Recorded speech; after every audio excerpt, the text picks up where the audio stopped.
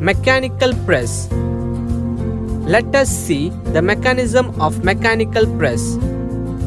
The mechanism used in mechanical press is crank and lever mechanism.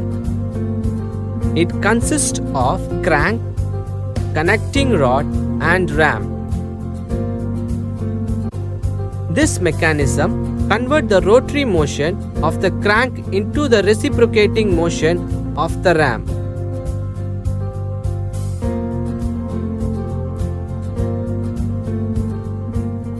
Hydraulic press. Let us see a 3D model of a basic hydraulic press. A common hydraulic press consists of ram, die, job, column, base,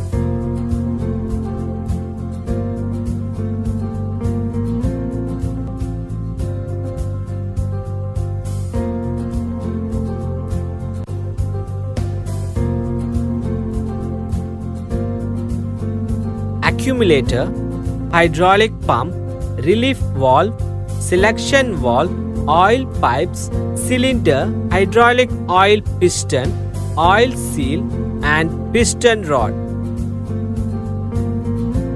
The pressurized fluid from the hydraulic accumulator forces the piston gradually up and down alternatively.